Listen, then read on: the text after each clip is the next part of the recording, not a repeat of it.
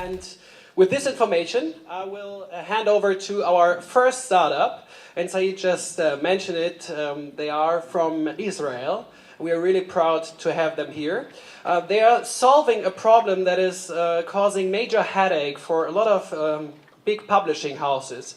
How to get the attention from their readers or users for the ad campaigns that they involve. And they found a very innovative way. The name is ADINCON, and we'll present it by Amir. Please welcome him.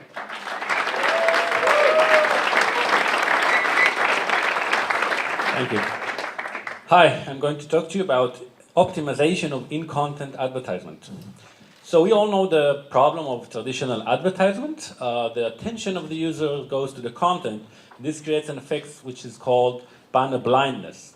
One thing to solve that is to put ads inside of the content. And I know what you guys are thinking. This guy is crazy. He wants to put ads in our precious content. Well, in fact, a lot of publishers have started to experiment with ads inside of the content. But the problem is that content is very dynamic. Each page looks very different from the other one, and it needs to be done efficiently. And this is where ADINCON comes to the picture. We have developed a patent-pending technology that finds the best place to put ads in based on the attention of the users. And in there we put ads. I'll just show you an example. So this is an example of an article, I think one of my special moments of the World Cup. And the technology actually analyzes the page and the user interaction, and it finds these hotspots where most of the attention goes. So in this example, it might be this image and this paragraph, and the solution knows how to insert ads specifically tailored to these hotspots according to the publisher needs and settings. So we've done some tests, and we saw that if you put some random locations inside of the content base versus the locations that we put, we have increased the click-through rate by more than 200%, which is an immediate impact of the revenue. But we don't just stop there. We also work with multiple ad exchanges in order to get the highest price for an ad. For publishers who like to sell their own inventory, our technology works in a way that we are actually creating for them new real estate in the page in a way, but that's the most valuable one, so they can start selling premium ad spaces. We have customers small as bloggers and medium-sized online magazine to fully scale newspapers, and all of them have different needs and different goals, and our technology allows them to adapt the system in order to keep the user experience and reach the goals that they want. It's very easy to integrate. It's just one line of JavaScript, and it's fully automated, where once it's being integrated, you don't have to do anything. We just write you a check at the end of each month. The business model is pretty easy. We take 10 to 30% of the money we generate for the publishers. And now we are talking to publishers, and we're doing a lot of partnership with companies who can help us reach the market as fast as we can. Next year, we want to attract bloggers, since most of the bloggers out there are using Google AdSense, and we can also help them increase their revenues. So I think the bottom line here is that there's money on the table, and we help publishers pick it up. And even publishers say, we don't want ads in our content. We can put a price tag and say, this is the amount of money you decided not to take. And maybe by the end of the month, when you look at the balance sheet and say, we need some more innovative ways, you'll think about ADINCON. So who we are two brothers. I'm located in Berlin, and my brother is in Tel Aviv. We've got Axel Springer on our side, and Vadi Ventures in Tel Aviv.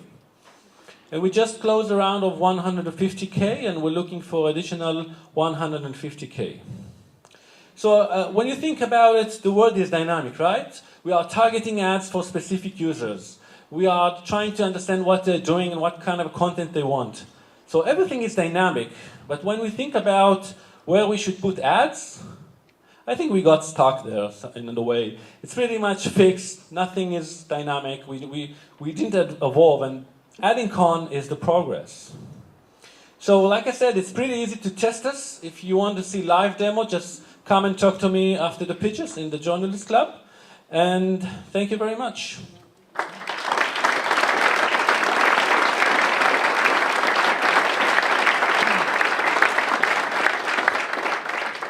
Are there any questions from your side?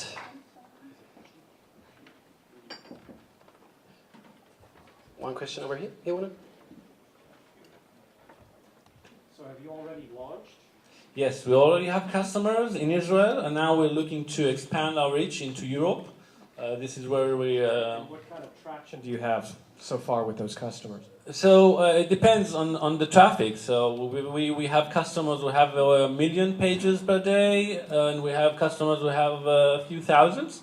And it really depends on what they have before. So we can always test. It's not that we can do some kind of an average of ACPM, because we already increased what they had before. So we cannot do any average, but we know we didn't have any customers who decided not to use us. We have another question here. Yep. Can you see me? Hi. You said you take 10 to 30% of the revenue as your share. Is that of the additional revenue they generate by using ADINCON, or is it of the total ad revenue? It's from the total that we generate, yes.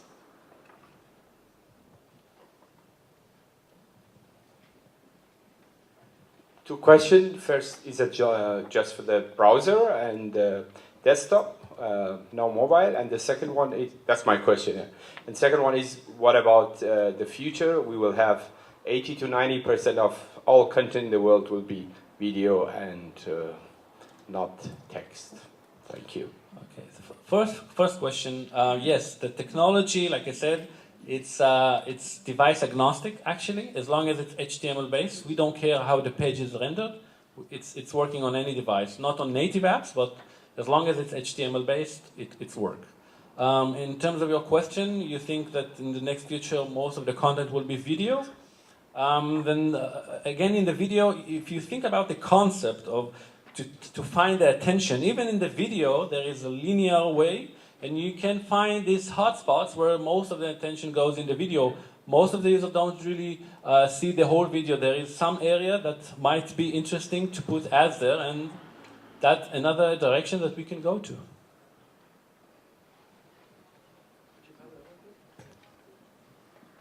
Hi, just on the technology side of things, does the technology also look at the context of the content as well? So, say for the Suarez thing, it might show a Colgate advert or something along those lines. But does it actually look at that? So rather than just the best price wins and goes in the content, does it actually pick the one that's relevant for the article as well? Now, no. But this is where we want to go to the future. Now we're just analyzing the structure of the page, and we know, like we're like the real estate guy and say this is the best place to put an ad, and we're just working with ad exchanges. I think in the future we want to grow is to become our own ad exchange and also analyze contextually and then put together both the best ad for this user in the best place. Cool. Especially in the last month, you see a dramatic increase of ad blockers online. Do you have any idea to get around those things? That's not something that we take care of. I mean, publisher, this is a problem that they need to take care of, regardless to us. We're just offering new ad space, but this is a problem that will need to be killed. One other question regarding the technology. Yeah. How long does it take your system to actually understand the user flow in order to be able to spot the best places on this website? So it's kind of learning as it goes. So the first user is kind of trying, like according trial and to error? yes, no trial and error, but it puts it somewhere according to some heuristics. And then it's starting to learning from the next user and to the next user. Then we reach some level and we say, okay, we understand this page. We don't need to gather more information, and yeah, so that's how it works. Okay, thank you very much. Thank you very much, Amir.